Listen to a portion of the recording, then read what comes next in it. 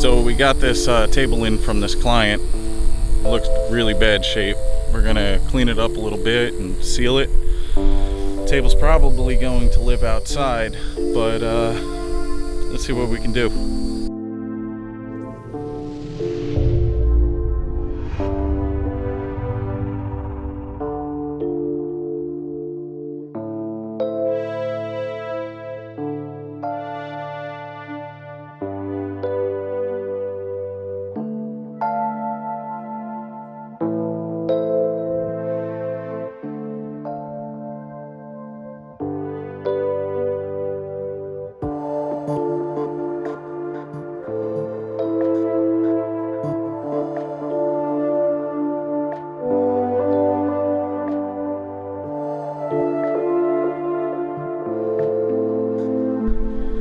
So I'm going to be using a level, that way I can mark off all the low spots and then start taking off the high spots, and it's just like an easier way to get everything smooth. I'm thinking that should be pretty good for a start.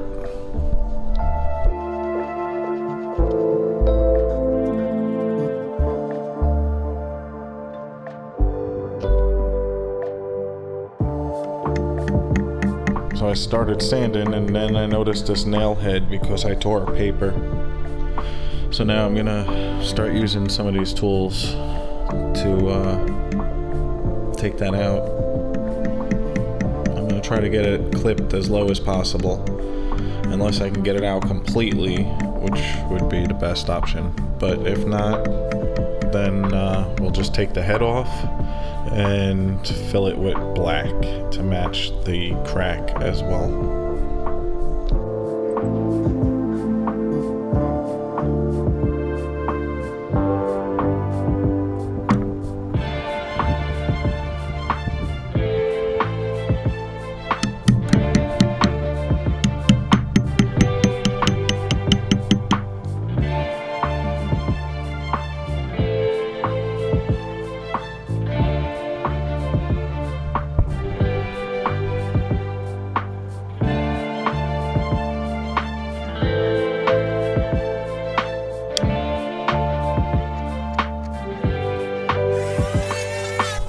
I'm gonna take this hand planer and slowly take down these high spots, and then I'm gonna mark it again with the pencil and then start sanding, unless it's like drastically higher, and then I'll continue to plane it down.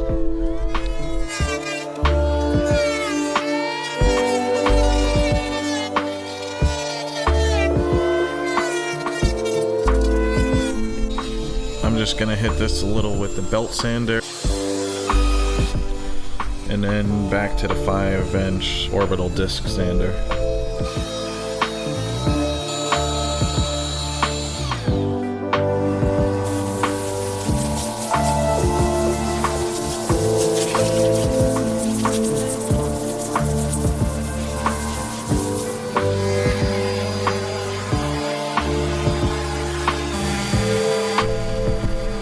And now the sanding begins, and I won't bore you with it. It's gonna be a couple hours for me, only a second for you. Boop! As you can see here, I'm taking some templates of bow ties and gluing them down. This way I could take a chisel and go around and mark out the template I need into the wood.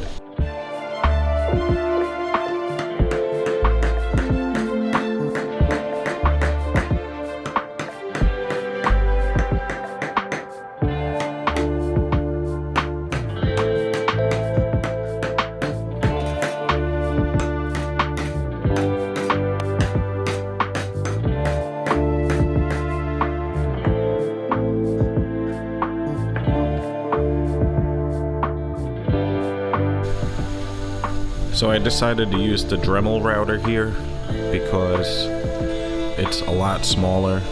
You can get a decent grip on the base plate, and it's a little more accurate.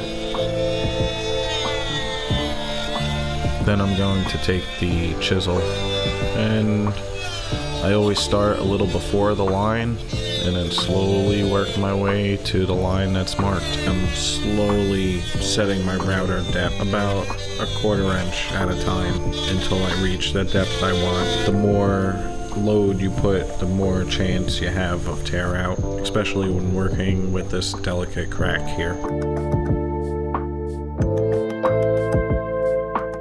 Here you can see me taking out the large pieces with a 3/4 inch chisel. Then I'll bring in the 1/4 inch to really get tight in the corners. I'm really getting tight up on that line. It's not about removing a large amount of wood. You just want to make sure you keep that line nice and straight. Here's a good shot of cleaning out the corners. Yes, it's a tedious process, but the results look amazing.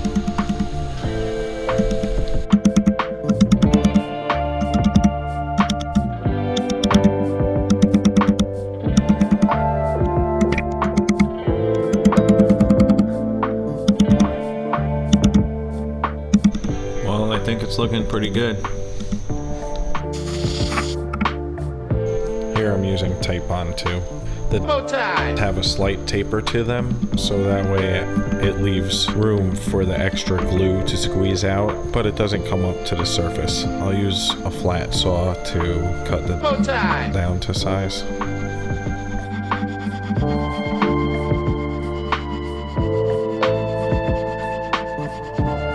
Any little gaps or anything for this project's gonna get filled in with epoxy, just to lock everything in nice and tight. Here's what they look like after everything's sanded down.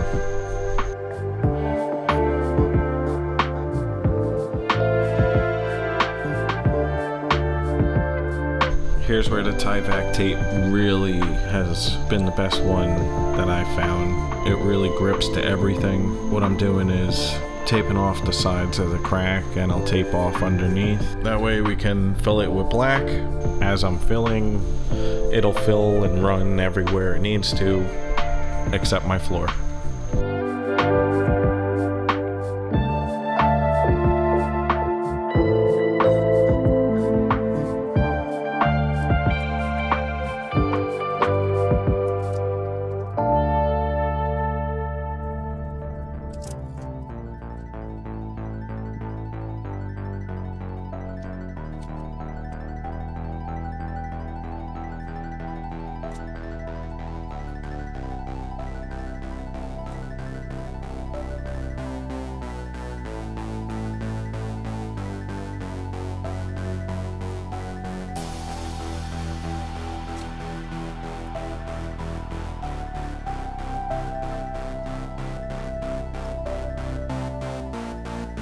With this dye, I've pretty much figured out that between 15 and 20 drops, and it's a deep black. Pretty much within a 1/4 inch of epoxy, it's already black. This way, if there is any dirt in there that's trapped inside that was stuck after I blew out these cracks, then you won't see it float to the surface as if it was poured with clear. That's the intention behind this. This first one isn't as deep as the next one we're about to do.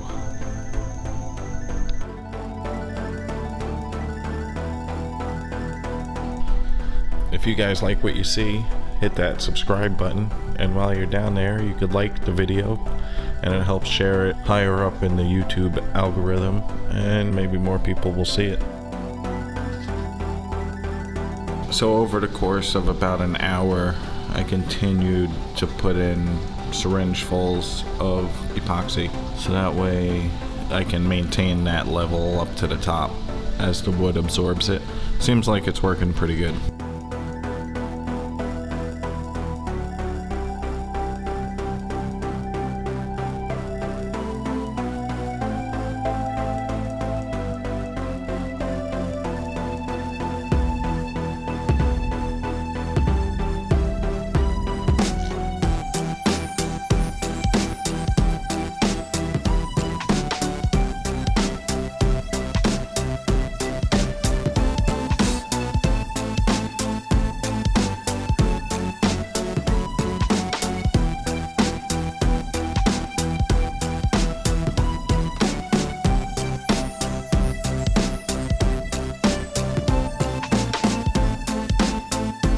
If you can overfill the cracks a little bit, it helps cut down the amount of bubbles after you sand them down.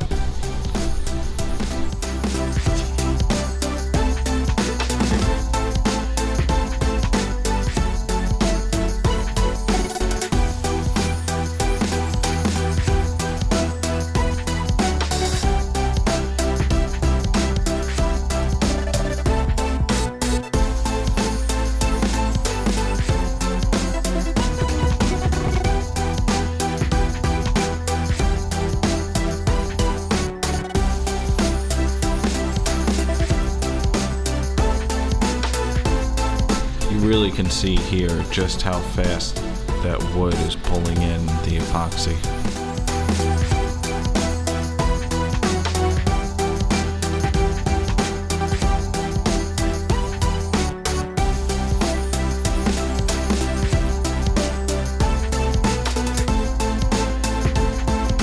I'm knocking down the high stuff with a 3/4 inch chisel just to save the sanding pads a little bit.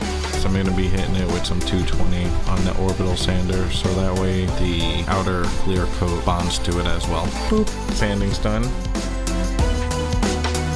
I just mixed up some clear resin. I'm using Super Clear's tabletop. It's a 1-to-1 ratio.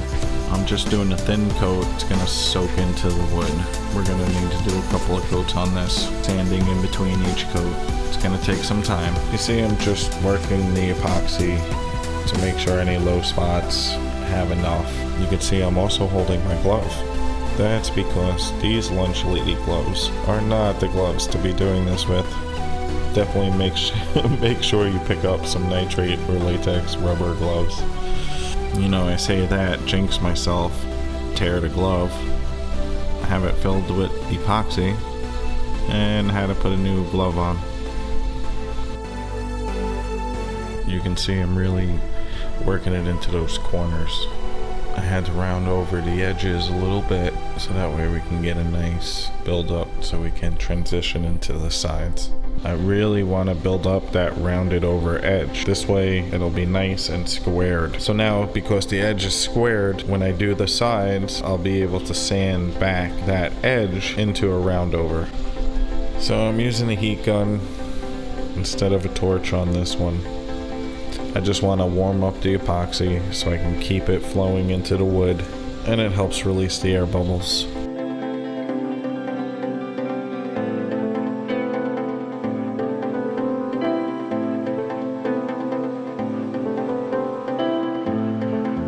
So I just put the flood coat on it. Now we're gonna let it sit. I'm sure there'll be a cut and it'll be dry. Boop. The sanding will be pretty quick for you guys. I'm gonna be going from 320 through the 400s, 5, 6, 8,000, 1,200, 2,000, and then 3,000. So that was 320, now we're hitting this with the 400 wet sand. Alright, so that was 400 grit, now we're on 800 grit. Alright, and on to 1,000 grit.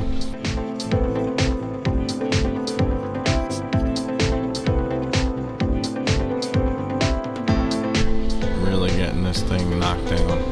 You can really see in between each stage how much clearer it's getting. On to the 1,200 grit. I gotta do this all by hand.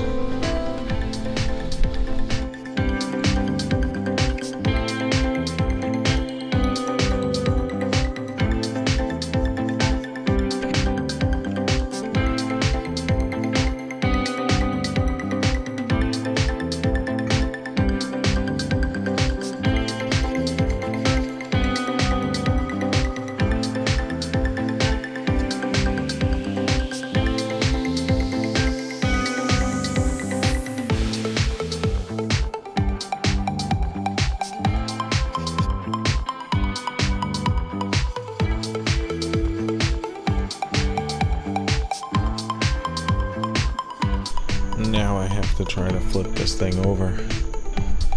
Alright, here we go. Bottom of this table has a lot of water damage, so I'm taking all the old stuff off with 60 grit.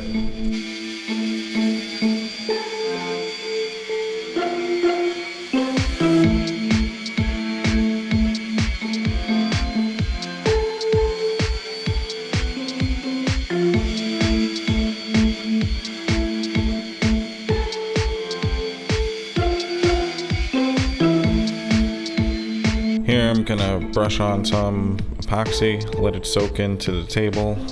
I'll pour some on to fill up any of these pinholes where they send some steel rods through to make sure the base and the table don't separate. I would not recommend using a foam brush for the top of a table or something where you're worried about air getting trapped in it. As you can see on the base, I'm only brushing on light coats, keeping any runs minuscule, and going back over with a wet brush and knocking down any drips. Definitely keep an eye on your project if you're doing it this way. We're gonna start with taking the planer and knocking down any high spots on where your ass goes or where your back goes. So let's do that.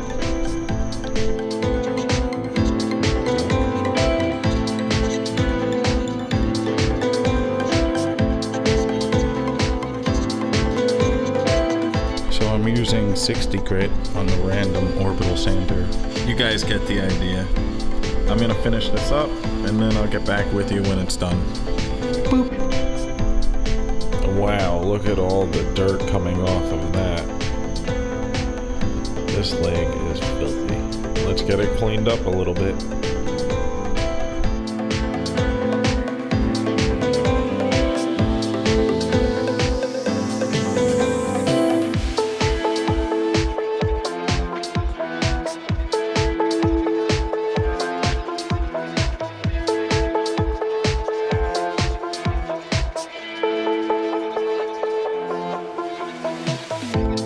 Watch your eyes, there's gonna be some falling debris.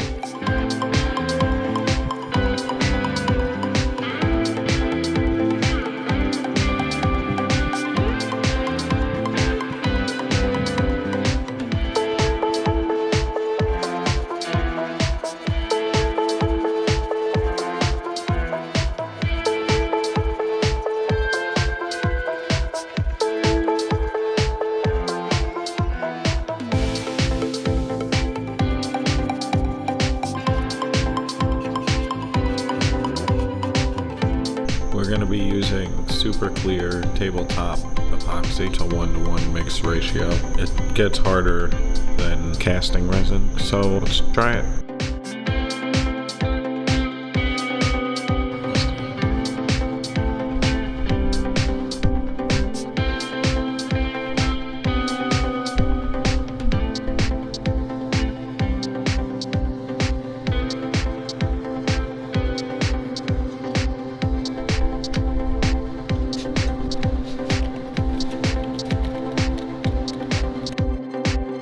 I'll get a tight shot so we can see just how clear this resin is.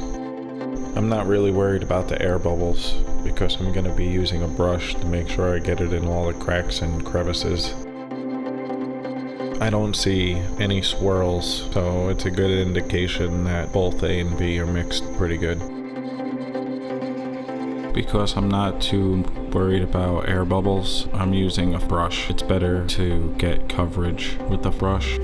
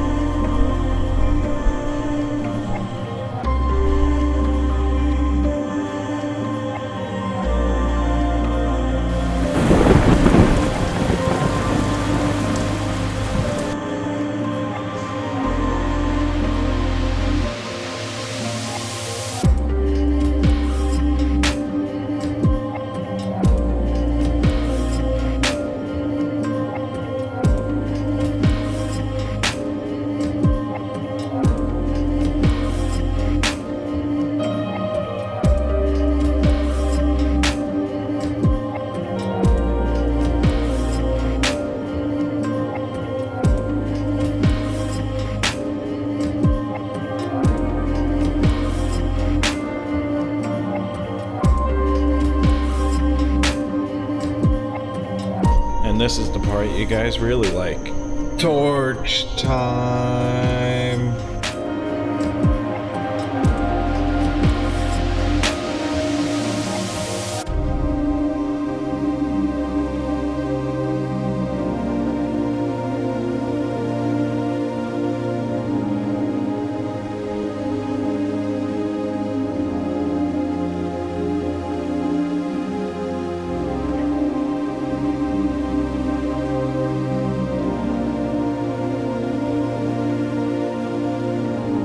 So we just gotta let this one dry, and then once this is dry, we're basically ready to go. We got a hot one today, but what I'm thinking is we have this hole in this leg. You see this hole? We have some pinholes down here that we're gonna need to close up before we can pour in some epoxy. So we'll probably just taping off this whole leg. It's so hot. Let's mix up some epoxy. So what I'm thinking is I'm gonna mix in some of this. It's a silica dust, and I'll probably grab some sawdust from the table saw box. That way I can get it to a wood color. I don't know. Let's check it out. So my arms are all sweaty and I'm about to have to reach into this box so I can pull out some sawdust. Great. Looking forward to it. Hopefully this is enough, because I'm not looking forward to reaching in there again. Boop. Alright, I'm gonna add a little bit of stain, so hopefully we can darken it up a little bit.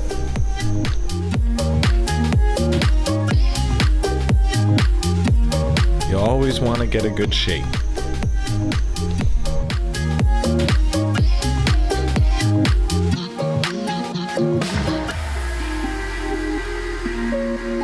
And I'm thinking that it's had a good color. Silica dust is extremely light, so it'll float in the air. Make sure you wear a mask while you're doing this. Hopefully with the silica dust and sawdust, it'll definitely make the epoxy thicker. What we're going for, give that leg some structure back.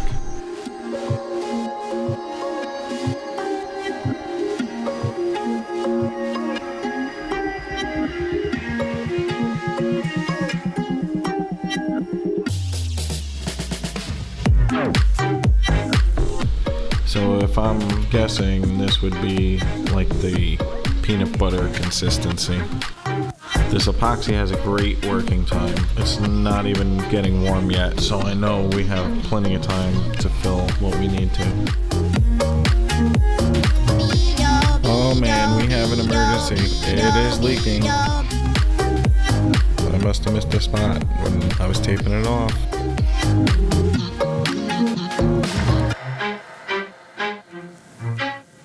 Well, now that that little crisis has been avoided, we can get back to filling this hole.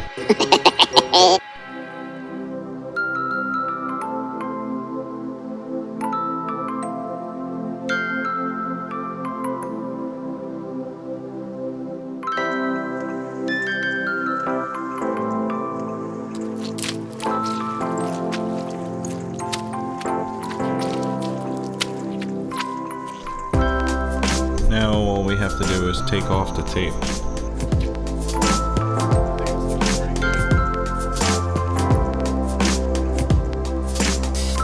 Alright, I'm gonna get the rest of this tape off. That way it's just real fast for you guys. This is gonna take me a minute. Boop.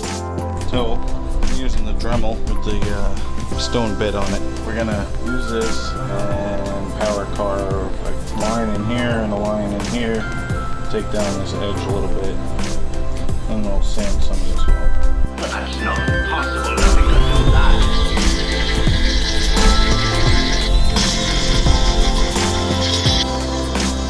That thing needs more power, that's all it needs.